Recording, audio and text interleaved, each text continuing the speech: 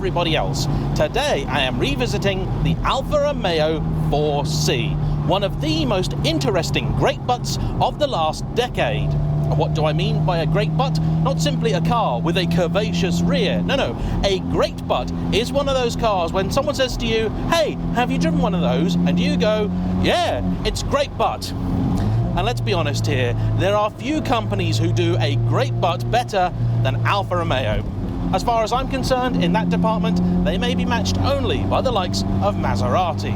And I think the 4C certainly qualifies as maybe the greatest of all great butts, because it was a car upon which we placed sky-high expectations, and it pretty squarely failed to deliver. However, now, a decade after its introduction and about 4 years after its discontinuation, is it time to reappraise the 4C? Were we a little bit too harsh on it? And is it destined for future classic status? Let's discuss.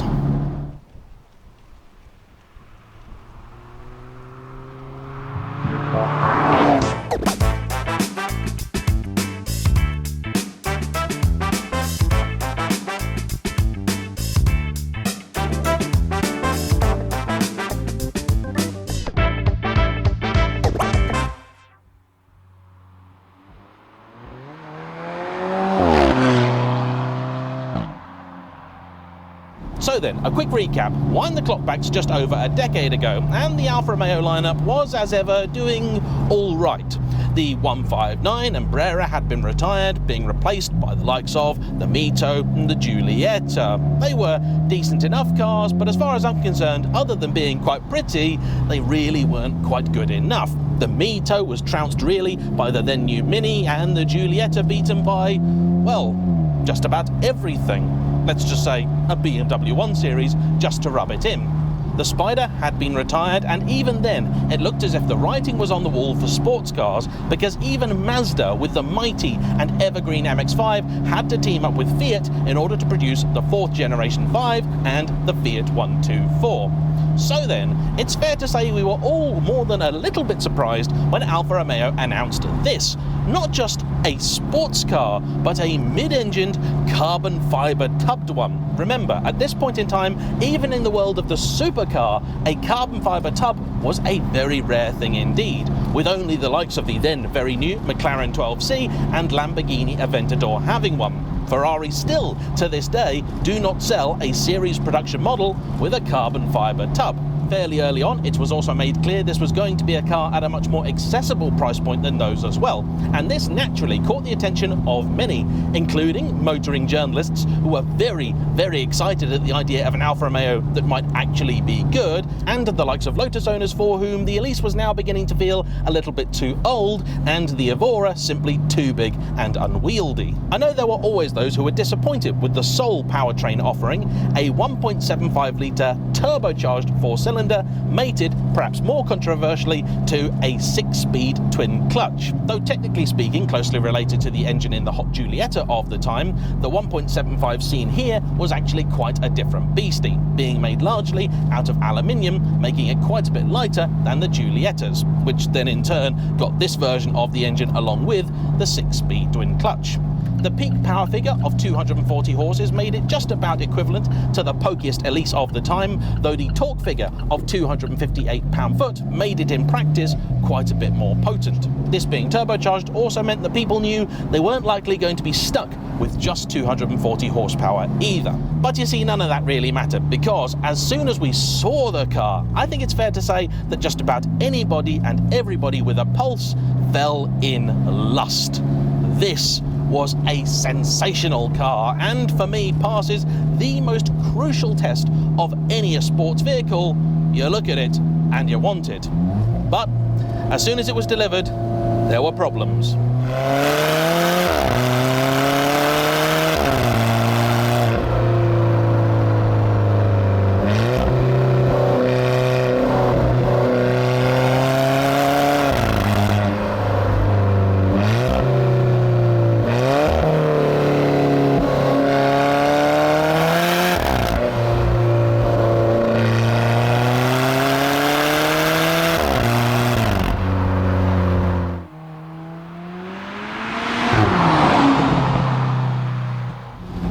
Curiously, it was the bit of the package that I thought people would dislike the most, which actually didn't bother them: the engine and gearbox. Having now driven a few of these for myself, I have to say, though it wouldn't have been my first choice, actually, I don't dislike it at all. The engine's punchy, pulls fairly strongly from low down, and does a pretty good job overall. The gearbox, likewise, it's fine enough in auto mode, but honestly, why leave it there? Put it in manual and actually, it's pretty pleasant. Sure, the paddles are a little bit piddly, but then only equivalent to that you get in an Audi R8. However, the box responds nicely, up and down shifts, accompanied with a nice little burble, and the thing moves. The major flies in the ointment at launch instead came from a few unexpected places. First off, though overall the car was stunning, people were not in love with the original bug-eye carbon fibre headlights, which for the Spider were replaced with these, and the carbon ones becoming an optional extra. And in the classic Italian tradition, it turned out the car wasn't anywhere near as light as they'd promised either. Alfa Romeo would tell you that a 4C coupe weighed just shy of 900 kilos.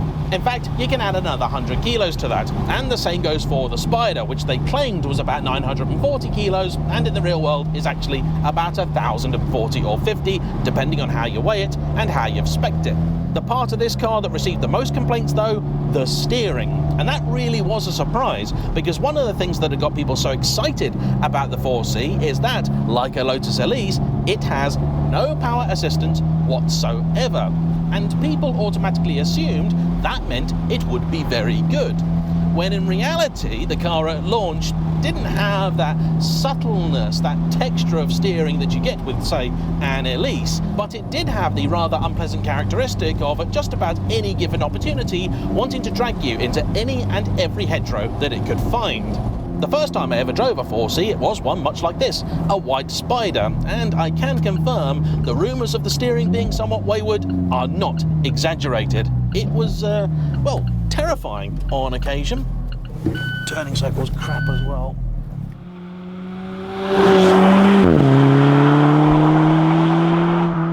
But for me, the biggest failing of the 4C was the interior, for a couple of reasons. First off, this was a car that could have cost easily £70,000. And when you open the door of it, you are greeted, yes, by this beautiful exposed carbon fibre tub and these lovely metal pedals, but also the heater controls that felt like they were from a van, a dash and doors made out of the cheapest material you could possibly find. And yeah, sure, everyone will be quick to tell you that the seats were lovely in leather, which they are, but you sat on those, you didn't see them. It also featured a steering wheel that was a frankly bizarre shape, and all the switches down here were very clearly pinched from, well, a Giulietta, which to me just wasn't good enough. Everyone tried to defend it by saying, yeah, but they spent all the money on the carbon fibre tub, to which my response is, well, they didn't budget right then, did they? They really should have spent just a little bit more and made it feel that little bit nicer. The other reason this upset me so much is that Alfa Romeo, as a maker of great butt cars, one area they were great was the interiors. Look at the inside of a 159 or a Brera. It's spectacular. This, though, it just felt like they gave up, and this should have been the model where you sat in it and went, oh, wow, this is what they can do, is it?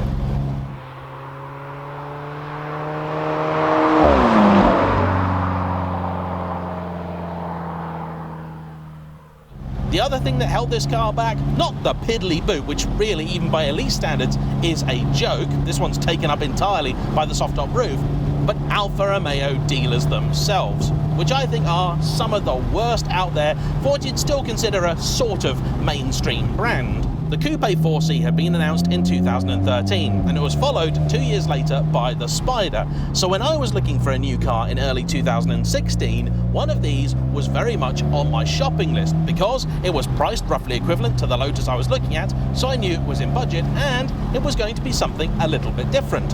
I went to my local Alfa Romeo dealer, and the conversation went like this. Hello, I'm interested in a 4C. Oh, do you have a demonstrator available? No. Does anybody have a demonstrator available? No. So how do I know what the car's like? You have to buy one. And what if I don't like it? Well, you'll have to try and sell it. I don't know about you, but I don't really spend £70,000 on something I haven't tried. It also didn't help that the dealership felt like it was basically empty. Genuinely, it was depressing. and so I walked away very, very annoyed at Alfa. And I'd love to say that the Alfa Romeo dealership experience has improved in the last few years, but it hasn't. One particular highlight was when a friend of mine went to go and test drive a Giulia Quadrifoglio after I'd raved to him about how brilliant it was, and he booked an appointment with the dealership, then turned up to find that they were closed. They booked him in an appointment on a day that they were off. Great.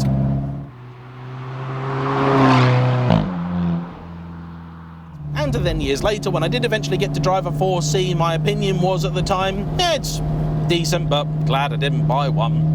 So, have things changed? Well, yeah, they have.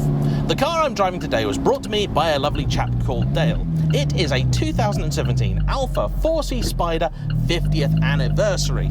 And if you've never heard of the 50th anniversary, you're not alone. This was a model they made exclusively for the UK market, and I'm not entirely sure whether it was the creation of Alfa HQ or Alfa UK.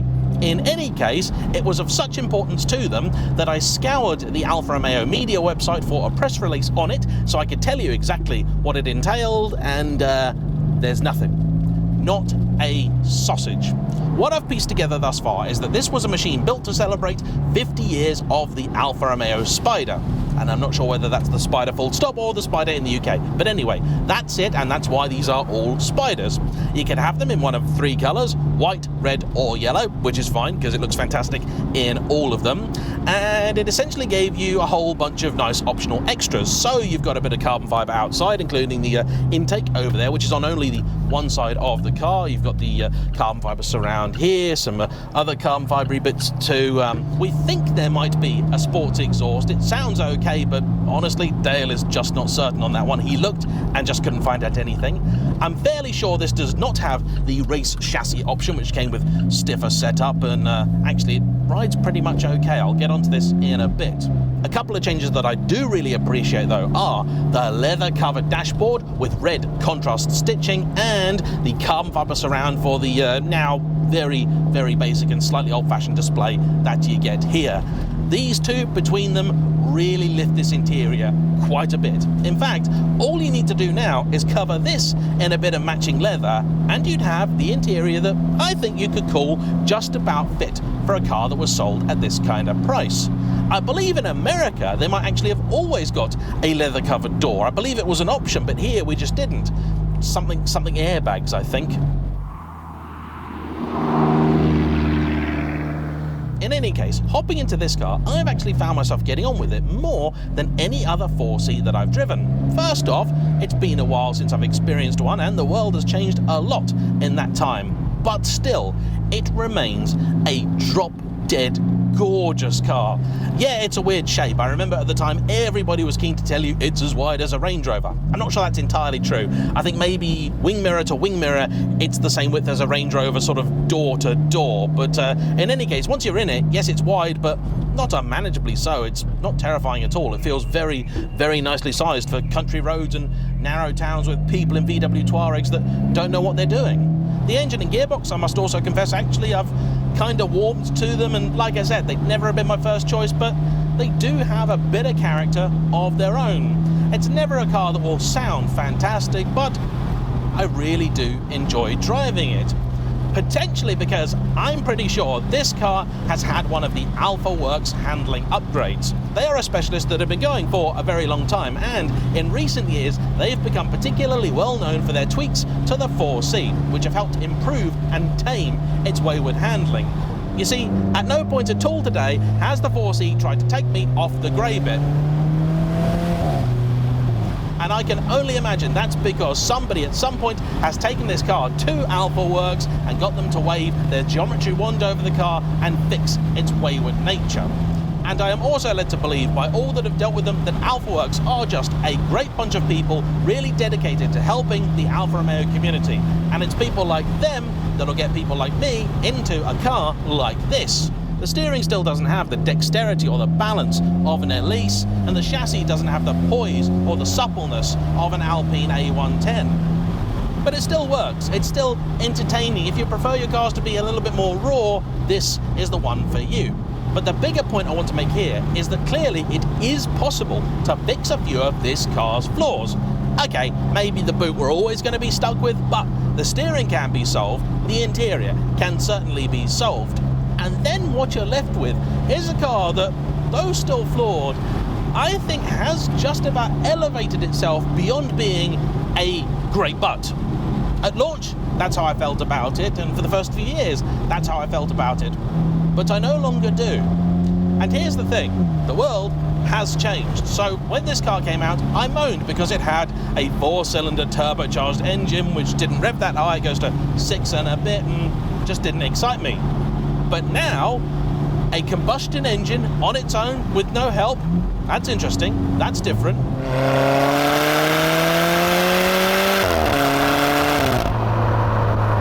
Not slow either, I gotta say. Likewise, the weight. Yeah, sure, 1,050 kilos, that's a lot more than an Elise, but it's also a lot lighter than just about anything else, particularly anything with a battery in. It's still, I think, just lighter than the Alpine A110. And it is lighter than a V6 Lotus Exige, though you could point out, rightly so, that that is a car with a supercharged V6 and the accompanying glorious soundtrack. It is also an almost complete certainty that this car will not get a direct successor, owing to the combination of increasingly stringent emission and crash regulation, and also very poor sales. In the sort of 6 or 7 years that this car was available, they shifted less than 10,000 of them, making it rarer than a Ferrari 355. But it does now appear that Alfa Romeo might be about to release a full-blooded supercar, possibly called the 6C, and very possibly based on the architecture that underpins the Maserati MC20, which rumour has it was always intended to be an Alfa Romeo anyway.